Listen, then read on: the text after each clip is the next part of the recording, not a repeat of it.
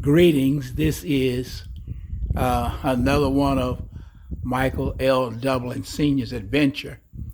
I am currently at the Hammock Beach State Park in Swansboro, North Carolina. It was another one of my impulsive need to explore someplace in North Carolina. I was thinking about going to Folly Beach in South Carolina, but it's a 4.5 hour drive. And this was one of those days that my impulse matched my energy. So I decided to come to some place that was closer. And I Googled sites, tourist sites in North Carolina, and this was one of the places that came up. I never heard of it before. And when I got here just a few minutes ago, I'd stopped at one of the restaurants to get something to eat, and lo and behold, they had a bologna sandwich on there. It's that real thick bologna, and I confess I swallowed it because I didn't eat any breakfast. But I knew things were good when they had that bologna and cheese sandwich, and it hit the spot the way it did. So when I got down to the state park here, Hammock Beach State Park, I was going to take the ferry to Bear Island, but it doesn't run on Mondays and Tuesdays. But I did see this piece of history here, and I think you really need to see it for yourself. And it says the Jacksonville Anglo African American Heritage Trail. And the story goes about John Hurst was highly respected by Dr. Sharp, who gave him full responsibility for his as his property manager. This did not please some of the locals who believed that it was not Mr. Hurst's place to hold such a job. Hurst was a black person. Dr. Hurst asserted his faith in Hurst by offering a $5,000 reward for the arrest of anyone who threatened the Hammocks or any of its employees. In his later life, reflecting on their friendship, Dr. Sharp praised John Hurst as a philosopher and a man who functions expertly in domains that other men would abandon. And reading on, Onslow County, with its beautiful beaches, rivers, streams, and woods, was considered an ideal destination for many out-of-town sportsmen in the earlier 20th century. Dr. William Sharp, a New York-based neurosurgeon, began visiting Onslow County in 1914 to partake of its bountiful supply of fish and game. He became close friends with John Hurst, a local African-American hunting guide. Sharp decided he wanted his own acreage for sportsman activities and requested that John Hurst commence a search for an ideal tract for his planned retreat. Dr. Hurst's desire was that it would be beautiful, isolated, and have an abundance of fish and game. It was fulfilled when Hurst discovered 4,600 acres on the mainland and Bear Island with this beautiful stretch of beach. Managed by John and Gertrude Hurst, the Sharp property, the family enjoyed the Hammock for over 30 years. Sharp originally intended to will the property to the Hurst, but he suggested an alternative. Gertrude Hurst agreed that he should deed the property to a Black Teachers Association, the North Carolina Teachers Association, in 1950 for use as a segregated beach resort. They donated the island in 1960 to the state for further development as a park.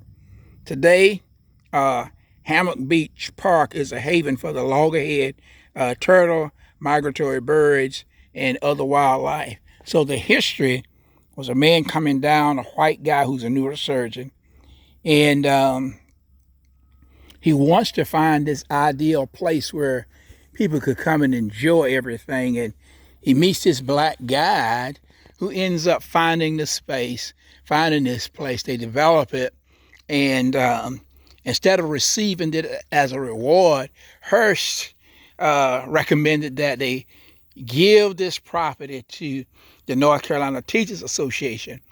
Well, further history says that the state of North Carolina took the bulk of the property for back taxes.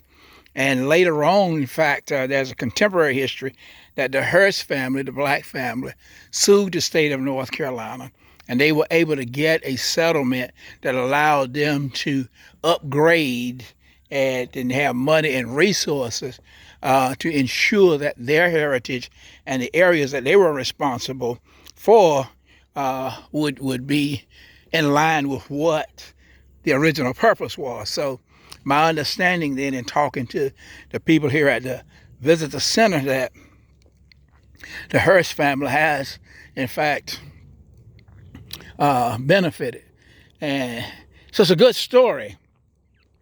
It's one of those things that once you get beyond, staying in the house, and when you really get a chance to get out and explore, then you begin to see things and learn things. I had no idea that this place existed, and if I had not been the person that I am, who just takes on these little adventures, then I wouldn't know that. But what becomes important to me is that people have a tremendous sense of action and purpose that, given a chance, they have an impact for generations to come. And somehow I believe that everybody has that capacity. They may not run into the same situation, but everybody has the capacity to do something that lasts for generations. I really believe that. But I don't think many of us actually believe it. So we kind of just go with the flow. But I'm so thankful for men who are not only African Americans, men and women who are African Americans, but people of different ethnicities who live by a constant belief that not only do they have a purpose, but they discover that we have many purposes. So while we're wasting our lives wondering what our one purpose is, it's just an amazing thing to recognize, I'm out of breath too, that there are so many things you do. God did not create us with just one purpose. And if we don't go out and baptize 700 people, we think we have no purpose. But that's just not reality. So I want to encourage somebody that while you listen to this this tape, just look at the beauty of it. This just didn't exist like this. The ocean was here. Nature, creation is here. But what do you do with it? How do you take advantage of the opportunities? And the people who have done these things were people who had a purpose out of multiple purposes. And they probably just didn't set out to do this stuff, but they set out to do something. And that's always the key to life. Make the best of the opportunities that you have. My goodness. The best bakers, the best inventors, the best poets and philosophers, religious leaders, they were all about doing something with their lives.